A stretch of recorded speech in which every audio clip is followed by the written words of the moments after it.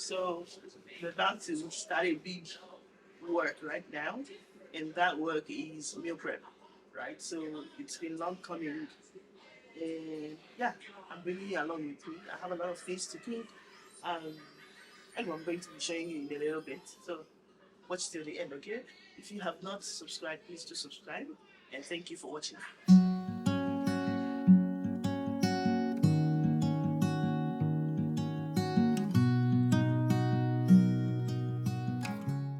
Hey family, how are you all? Special Pillars team. Okay, let's begin. We are going to be soaking our dried fish, our stock fish in some hot water, and then we are going to start boiling some hot water. We are going to be doing this whenever we take out the water in the heater, we replace it, we keep boiling because we want hot water to be on the go. So when you're meal prepping, you need to have hot water at all times. Okay, you don't want to be waiting for your water to boil up before you do anything. It's going to take a lot of time. Okay, all right. So and then we are going to prepare the things we need for our jollof. Basically what we're going to be using for our sauce: tomato, garlic, onion, shallots, shepherd peppers, combination of colors, right? Drizzle some olive oil, put in the oven at 425 degrees. Yeah, and then I will go ahead to boil some cocoyam. Yes, this is fresh taro, okay? I think it's called taro here, and maybe in Asia. I think it's called taro in Asia. I don't know what you call it here. But that's cocoyam. It's called ede in Igbo, okay? After peeling it, because I don't want to do the peeling after the cooking, yeah, and I also don't want the water to be, kind of colored with some kind of, you know, sand and stuff like that. I decided to peel them. So that's what's boiling. And while that is going on, I am going to boil our fresh bitter leaves. Yes, we are going to be using these two for making our bitter leaf soup, aka onubu soup. And of course, I don't know if you saw me eating some abacha plus akere and fish with a glass of malt. Yes, that is going to be keeping me company because a girl had not eaten at that time. Right? We started this cooking at around lunchtime, somewhere around past 1. Yes. Okay, after that, I'm going to be boiling, different kinds of meat. I'm doing turkey right here for grilled turkey and for, our jollof. And on the left side in this black pot, what I have is the another turkey, right? But this one is going to be specially for the egusi soup. You don't want to mix the ingredients for the two. For the egusi soup, I'm only putting seasoning cubes and some salt. But for that of rice, jollof rice, you gotta put a lot of condiments. Sorry, and some fresh ginger water. It's always good for your broth. Okay, so one of the things I'd like to advise or suggest is that if you're going to use stockfish or dried fish, those of you from Nigeria, you know what I'm talking about. Yeah, you have to soak them in hot water, okay? Especially if you're in the diaspora. Yes, these fish, they were sent to us by my mother-in-law, and the shipping agent kind of dealt with us. Oh my goodness, they took almost 2 months plus to bring this thing here. By the time they got here, yeah, some of them were already starting to behave one kind. You don't just want to wash this with ordinary water. You want to soak it with hot water, okay? And take away any gunk, extra grease and smoke and stuff like that, okay? It's not going to change the taste, okay? You're not trying to squeeze it. You just want to get out the initial anything that is not there that you should not eat. So please do soak these things in hot water. All right. So everything is going and we are good.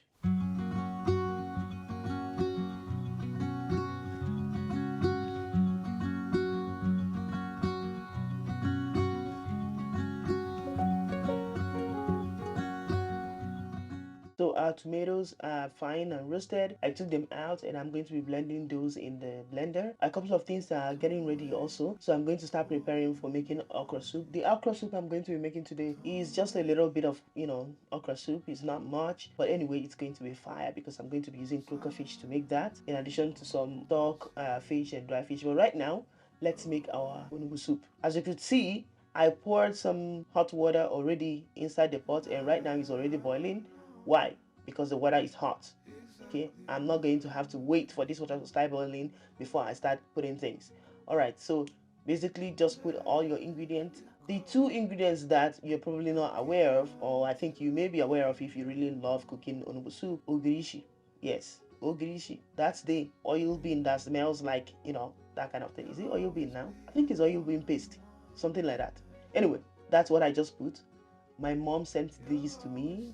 We got a lot of things from Nigeria actually. My mom sent those to me. It's quite big. So what I did was that I, kind of apportioned them in ice cube makers, froze them up, and then poured everything out and put them in a container. So it helps me to know exactly the amount that I want, but it's also easy to take them and just, use them to cook whenever I want to use it.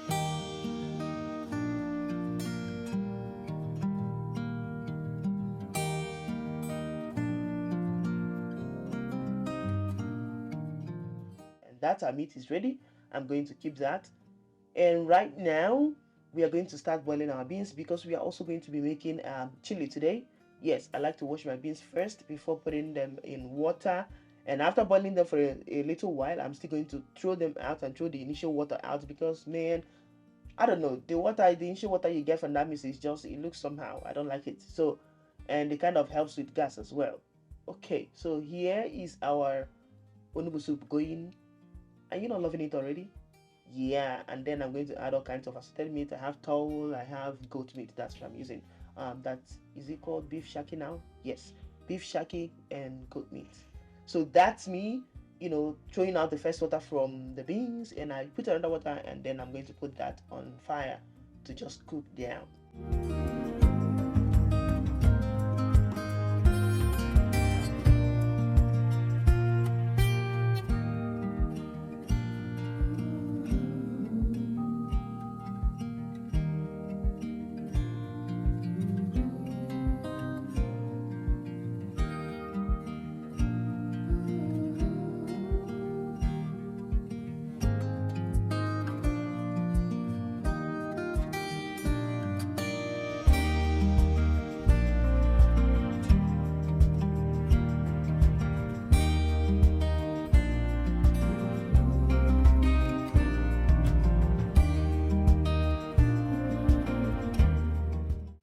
Okay, guys, so here I am starting to make the jollof, but also I am going to be making the egusi soup, alongside. Now, the thing with multitasking is that sometimes you may end up not focusing very well on all the things you're doing, so you want to be careful while you're cooking because something happened to me right here. And honestly, I thought of editing this part of the video out, and just pretend like nothing happened. But then I said, like I'm showing people what I'm doing. Where is the authenticity if I'm not going to show that, oh yeah, the onion was starting to burn? That's what I was going to say, okay? I was so focused on the sauce for the salad, not salad, for the jollof rice, that I did not notice that my onions were burning inside the oil, right? So, but then the good thing is that at the end, somehow those burnt onions kind of added a flavor that I cannot explain to that soup, all right? I'm not even kidding you, but that's okay. Just to tell you that if you're multitasking, especially while cooking, you're gonna be very careful. It's better to kind of have as much as the number of burners that you can maintain. You can maintain maximum attention on. So if you cannot manage 4, then do 3. If you can't manage 3, do 2. Otherwise, you have to be careful about the things you're cooking on each burner, making sure that they don't need constant stirring. This was an error. My sauce for jollof needed constant stirring. The soup needed the constant steering, okay? So I kind of focused more on the jollof, and then the onions started to burn. But let me tell you the truth, I might just end up purposely burning my onions next time I'm making another type of soup just to see if it's going to taste the same. I'm not even kidding you.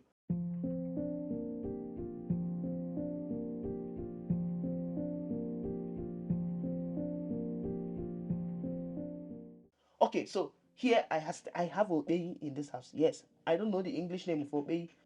Ask Google Translate. Type obey. Okay, so anyway, yeah. So I put obey in the egusi soup. Now these are some of our very natural native, okay, local seasoning. The effect, the flavor, okay, the taste that they add to these dishes, you can't buy it anywhere. Not in Magistar, not in Knorr, not in Royco, not in any of these seasoning cubes. None of those bouillon cubes can give you the unique and distinct taste you get from Obenyi and what? Ogiri. Alright.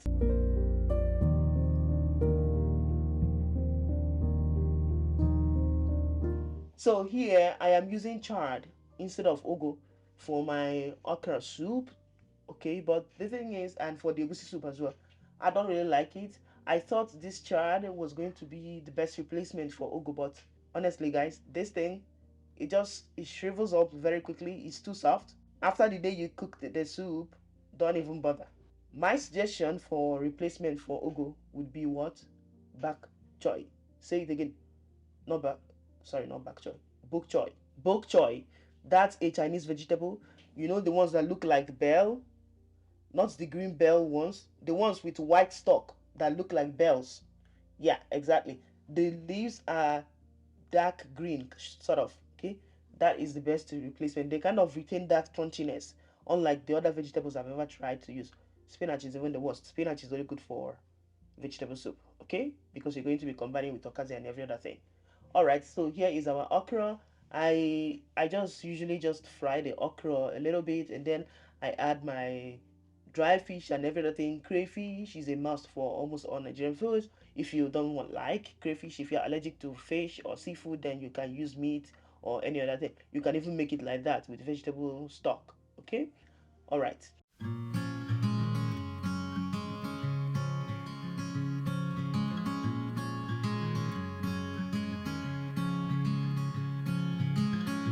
Later on in the night, when the crowds have gone, we could talk. All right, so here I'm adding the croaker. Actually, croaker fish is the best if you're going to make okra soup with seafood okra. Now, of course, you can go ahead and add other things if you want. Things like lobster and crab and periwinkles. But once you go beyond shrimp, okay, and normal fish, count me out. Crab, lobster, mussels, periwinkles. Thank you. God bless you. I'm not interested. All right. Yeah, they just creep me out. I don't like putting them in my food. Okay. But it doesn't mean that I cannot make it for someone else, but just not for the one that I'm going to eat. You know me, but my life, I love cooking. So if people are interested in eating it, I am definitely going to make it. If my husband wants to eat, I will make it. But for me, no. Anyway, so the soup is done. I just turn off the fire and allow the residual heat to do the rest of the cooking, and that's that. Now, um, I think I mentioned in a previous video that I am a PhD student. Yes, at the University of Toronto. I am a linguist. So basically, what I do every now and then is to do this kind of meal prep. Of you've probably seen a couple of videos on meal prepping in my house. Yes, it helps me to make sure that there is food available in this home because I am very busy on weekdays, leaving house early in the morning, coming back sometimes around 9 p.m., 8 p.m. Sometimes when I come back early, 7 p.m. or 6:30 p.m. depending on how my day is going, right? So I don't want to be worrying about food when I am outside. Okay, I want to make sure that my husband who works from home has food to eat, like lunch and all of that. I want to make sure that my kids, when they come back home in the evening, they have dinner, right? So yeah, that's why I meal prep, and this is a very good thing to do if you're a parent and you work outside of your house and you're really very busy, but you want to make sure that your children have good home cooked food, to eat, or your family gets to eat when you're not around, and you don't want to be cooking every day, which is going to probably affect your psyche and so many other things. It's not easy to be cooking fresh meal every day, especially if you have to go out for work. So this is a very good thing to try meal prep. Okay, try meal prep. Once you finish cooking them, allow them to cool down a little bit, and then you pack them and put in the freezer, and there is food for like 2 months. Okay, all right. Never. Hmm. Get it. It's only rice. Eat it when you eat that. Never. Never. Good night.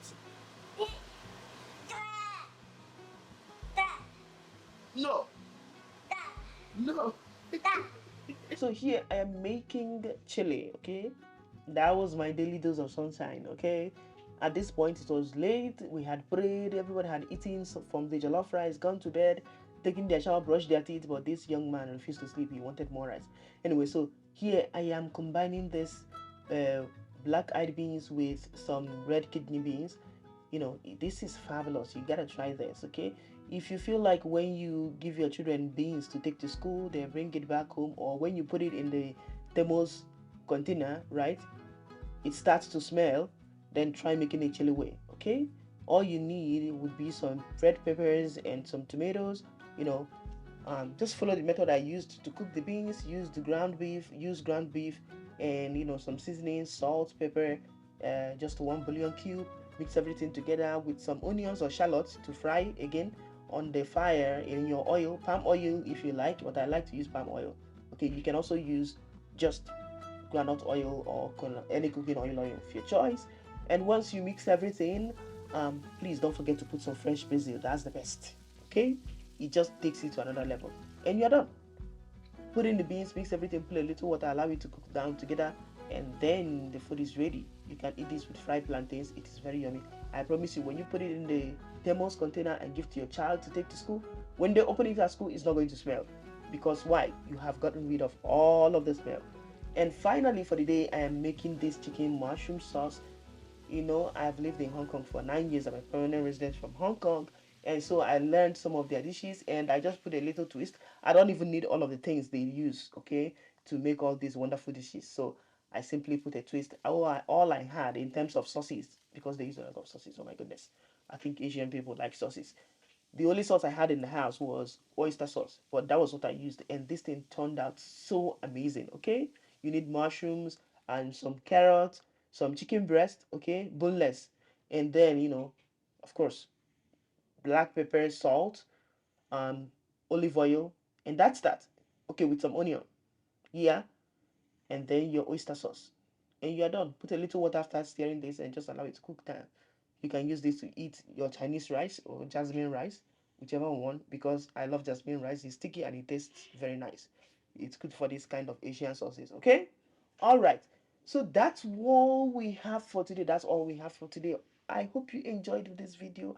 I hope I inspired you to get up and do what? Meal prep for your family, okay? If you ever feel confused about, ideas of food to make and all of that, you can just check my recipe playlist on YouTube and see all of the things we have. Okay, thank you. And my lovelies, please do not forget to subscribe, to like, to share, to comment on this video. Okay, I will see you when I see you. Thank you so much for watching till the end. God bless you and have a blessed weekend. And I know exactly what I'm looking for.